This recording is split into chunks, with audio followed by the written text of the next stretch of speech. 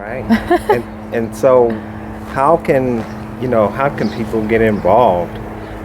And there's another topic too that's related to this one that you're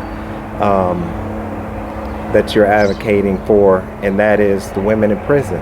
Oh yeah. Can you, before we let people know how they can be a part of this, can you talk a little bit about that? Yeah, the first step in addressing any issue is to listen. I think that we would be more aware of some of the things that are going on in the lives of others if we took the time out to listen.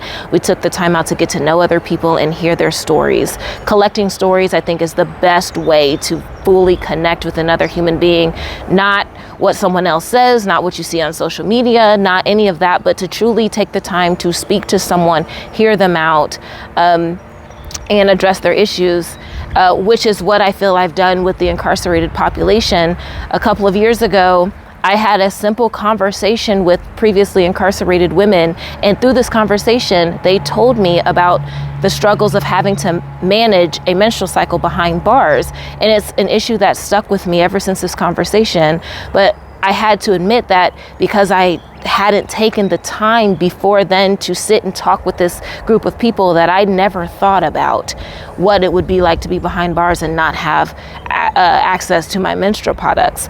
And so I feel that that effort and this initiative has helped me open my eyes and given me the lens to be able to speak to people and see them past any stigma, any label, any type of identity that's outward, right? Like, you want people to name themselves and identify themselves, and the only way to do that is by talking with people and hearing their stories.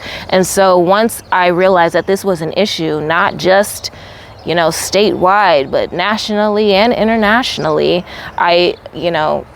I initiated this menstrual equity movement here in Ohio, where I'm trying to address the poor access and denial and withholding of menstrual products to those who are incarcerated. And I currently have worked with legislators to get a bill introduced that would create consistency across all corrections facilities and allow women to get their products. But it's also an anti-discrimination bill.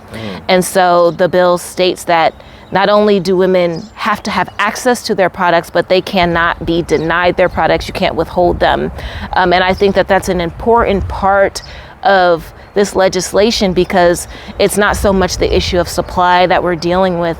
The products are there, they are on site, but there's nothing that says that these facilities have to provide them, that they can't deny them, and they can't withhold them for any discretionary reason. And that's what I wanted to address. I wanted to protect women holistically.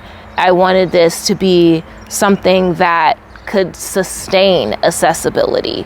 And I think that's what keeps driving me, is knowing that there are people behind bars that aren't getting what they need on a daily basis, and how that is compounded with whatever other struggles and traumas that they're going through with being behind bars.